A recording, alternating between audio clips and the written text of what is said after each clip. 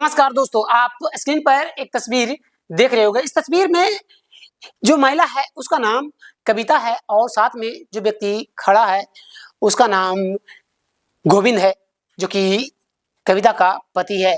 जो कि तस्वीर से साफ दिखाई पड़ रही है कि इन दोनों की शादी हुई है।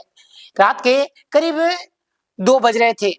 गोविंद अपने कमरे में सो रहा होता है, तभी उसकी आंखें खुलती है तो वह देखता है कि उसके कमरे में उसकी पत्नी नहीं है। तो वो उठकर अपने कमरे से बाहर निकलता है, तभी उसे कुछ खटखटाहट की आवाज आती है स्टोर रूम के पास से। जो गोविंद था वह उस स्टोर रूम के पास पहुंचता है तो देखता है कि उसकी पत्नी और उसका प्रेमी, जो कि उसके गांव का है, वह दोनों आपत्तिजनक हालत में हैं। जैसे ही कविता अपने पति गोविंद को देखती है, वह कहती है कि तुम भी आ जाओ। फिर जो होता है उसके बाद की कहानी सुन आपके पैर तले जमी खिसक जाने वाली है। नमस्कार, आदाब, सत श्री अकाल दोस्तों, मैं करण राज, आप देख रहे हैं अनोखी अपराध। ये सच्ची घटना है। उत्तर प्रदेश के मथुरा के कोसी कला थाना क्षेत्र के अंदर एक गांव पड़ता है एचा। उसी गांव के रहने वाले राजपाल, जिनकी उम्र 52 साल थी। राजपाल के 2 बेटे थे।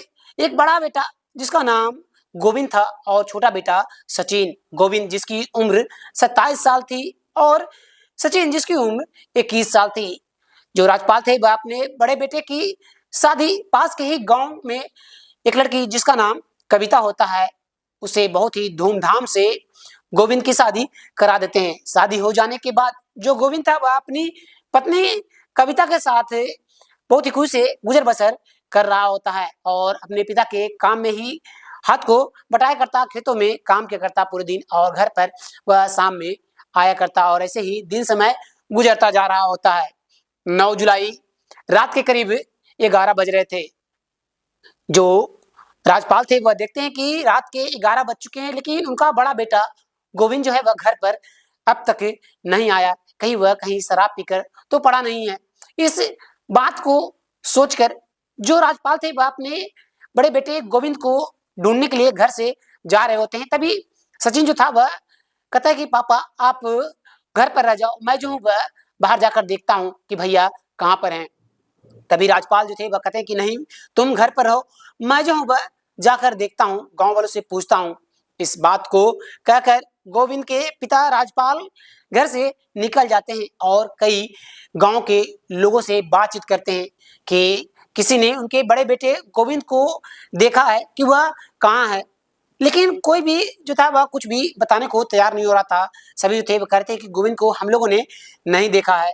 तभी एक लड़का पास पहुंचता है और कहता है कि गोविंद भैया जो है वह खेतों की तरफ गए हुए थे, वह काफी ज्यादा शराब पिए हुए थे।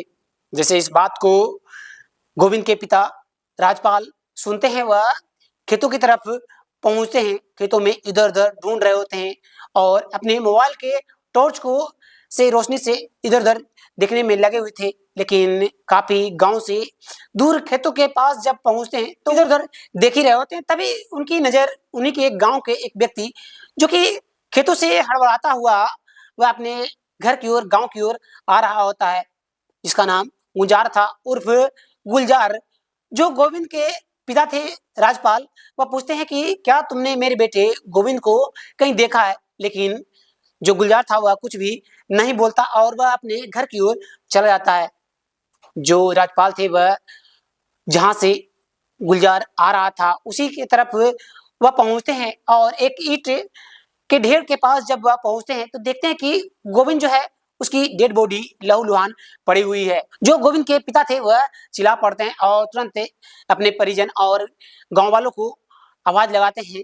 जो गांव वाले थे और परिजन सभी उस जगह पर पहुंचते हैं और सभी तुरंत जो घर के परिजन थे, सचिन और उसके घर वाले, सभी पुलिस को इन्फॉर्म करते हैं। पुलिस जो थी वह तत्काल वहां पर पहुंच जाती है तुरंत और बॉडी को अपने अंडर लेती है और पोस्टमार्टम के लिए भेज देती है। जिसके बाद वहां पर आसपास जितने भी लोग थे सभी से पूछताछ करना शुरू करती है। पूछताछ में जो गांव वाले थे वह कहते हैं कि जो गोविंद है वह शराब पीकर खेतों की तरफ आ रहा था, लेकिन उसके बाद वह नहीं जानते कि वह यहाँ पर क्यों आया था और किससे मिलने आया था। पुलिस जो थी वह इस बात को सुनती है, जिसके बाद वह वहां से बॉडी को लेकर चली जाती है। अगले दिन सुबह होते ही जो पुलिस थी वह गोविंद के घर पर पहुंचती है और गोविंद से के पिता से जाकर मिलती है और बातचीत करती है और पूछताछ करती है कि गोविंद की किसी से कोई दुश्मनी तो नहीं थी, या फिर किसी से कुछ दिनों पहले या फिर कुछ महीनों पहले किसी झगड़ा तो नहीं हुआ था। तभी जो सचिन था वह कहता है कि हाँ, उसी के गांव का रहने वाला एक व्यक्ति जिसका नाम गुंजार उर्फ गुलजार है, जिसके साथ उसे उसकी भाभी को लेकर झगड़ा भी हुआ था। उसकी भाभी और जो गुलजार है वह दोनों अवैध संबंध में है। जैसे ही पुलिस गोविंद के छोटे भाई सचिन की बातों को सुनती है तो वह तुरंत कविता को अपने हिरासत में लेती है और थाने लेकर चली जाती है और उसे पूछताछ करना शुरू करती है। जो कविता थी वह शुरुआत में कुछ भी बताने को तैयार नहीं हो रही थी। वह इधर उधर की बातें कर रही होती कि जो गुलजार है वह अक्सर उसके घर पर आ जाया था करता था, लेकिन उसके पति से हमेशा काम रहा करता था, इस वजह से वह हमारे घर पर आया करता था। लेकिन हम दोनों के बीच ऐसा कुछ भी नहीं था। गांव वाले जो थे वह झूठ कह रहे हैं कि हम दोनों के बीच अवैध संबंध है। कविता की बातों को सुनकर पुलिस जो थी वह कविता को जाने देती है, लेकिन कहकर भेजती है कि तुम जो है वह कहीं अपने घर से नहीं जाओगी। इस बात को सुनकर कविता हामी भर देती है और वह अपने घर चली जाती है। जिसके बाद पुलिस से कविता के मोबाइल नंबर का सीडीआर को निकालती है और एक नंबर सामने निकल कर आता है, जिस नंबर पर कविता जो थी वह हमेशा बातचीत किया करती थी और उस रात भी 9 जुलाई के रात 10 बजे भी उस पर काफी देर तक बातचीत हुई थी। जो पुलिस थी जब उस नंबर के बारे में पता करती है कि वह नंबर किसके नाम पर है, तो एक नाम सामने निकल कर आता है।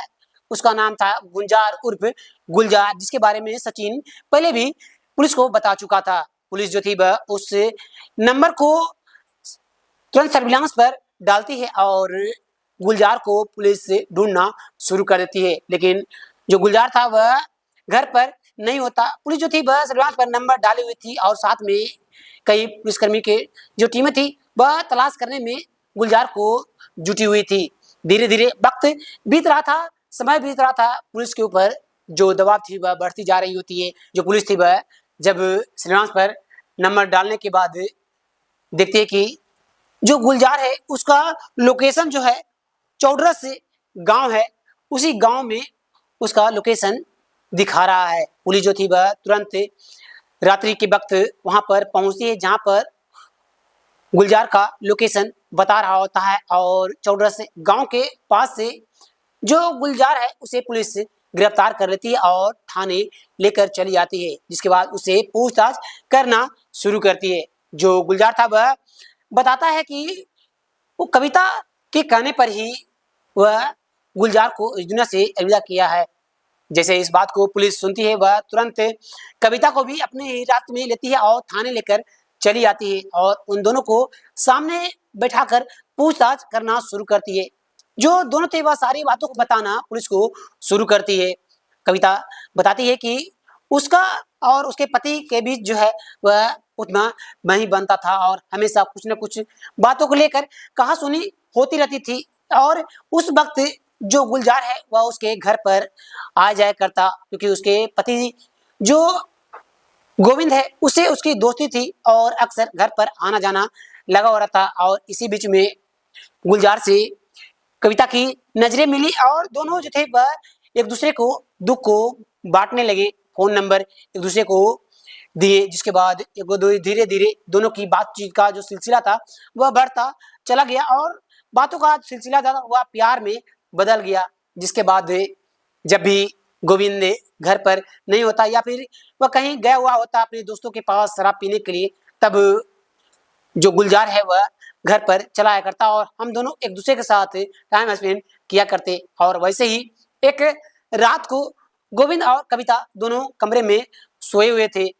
तभी जो गुलजार था वह कविता के पास फोन करता है। कविता जो थी वह अपने मोबाइल को तकिए के नीचे रखी हुई थी, जो कि उसके देवर ने कविता को मोबाइल ला कर दिया था, जिसे गुलजार से वह अक्सर बातचीत किया करती थी। जो कविता थी वह देखती है कि गुलजार का फोन आ रहा है तो वह तुरंत फोन को उठाती है और बातचीत करना शुरू करती है। तभी गुलजार जो था वह कहता कि मुझे तुमसे अभी मिलने का मन कर रहा है। जो कविता थी वह तुरंत हामी को भर देती है और कहती है कि ठीक है, तुम चले आओ और मेरा स्टोर रूम जो है वह अभी घर के सभी सदस्य सोए हुए हैं और उसमें कोई नहीं रहता। इस बात को सुनते ही जो गुलजार था वह हामी को भर देता है और कविता देखती है कि जो गोविंद है वह गहरी नींद में सोया हुआ है, तो वह धीरे धीरे उठती है और अपने पति के कमरे से निकल जाती है। तभी जो गुलजार था वह घर के दरवाजे पर पहुंचता है। जो कविता थी वह घर के दरवाजे को खोलती है और उसे वहीं के घर के स्टोर रूम में लेकर चली जाती है और दोनों एक दूसरे के साथ प्यार करना शुरू कर देते हैं। उसी बीच में गोविंद की आंखें खुलती है तो देखता है कि कमरे में उसकी पत्नी जो है वह नहीं है, तो वह कमरे से बाहर निकलता है और इधर उधर देख ही रहा होता है। तभी स्टोर रूम के पास से कुछ खटपटाहट की आवाजें आती है। जो गोविंद था वह स्टोर रूम के पास जैसे ही पहुंचता है तो कविता और गुलजार दोनों आपत्तिजनक हालत में थे। जो कविता थी जैसे ही अपने पति गोविंद को देखती है वह अपने पति को कहती है कि तुम भी आ जाओ। जैसे इस बात को गोविंद सुनता है वह तुरंत अपनी पत्नी के पास पहुंचता है और अपनी पत्नी से मारपीट करना शुरू कर देता है। उस दौरान जो गुलजार था वह वहां से घर से भाग जाता है। जो घर के सभी सदस्य थे वह जाग जाते हैं और सभी को मालूम चल जाता है कि गुलजार और कविता के बीच अवैध संबंध है। इस बात को लेकर कहासुनी होना शुरू हो जाती है और अगले दिन जब गोविंद गुलजार के पास पहुंचता है और कहता है कि तुम जो है वह अब मेरे घर नहीं आओगे। इस बात को सुनकर जो गुलजार था वह हामी को भर देता है और गोविंद उस दिन के बाद घर आना उसका बंद हो जाता है कविता का। और ऐसे ही करीब 15 दिन बीत जाते हैं। जो कविता थी वह गुलजार से मिलने के तरह तरह की तरकीबें सोच रही होती है, लेकिन कोई तरकीबें जो थी वह काम नहीं कर रही होती है। घर के सभी सदस्य जो थे वह कविता के ऊपर नजर रखे हुए थे। उसी दौरान 9 जुलाई जो गोविंद था वह अपने दोस्तों के पास गया हुआ था और शराब पी रहा होता है। तभी जो कविता थी वह गुलजार के पास कॉल करती है और कहती है कि हम दोनों का मिलन जो है वह जब तक गोविंद जिंदा रहेगा तब तक नहीं हो पाएगा, इसलिए उसे बीच रास्ते का जो रोड़ा बना हुआ है उस रोड़े को तुम हटा दो, क्योंकि वह आज काफी ज्यादा शराब पिया हुआ है।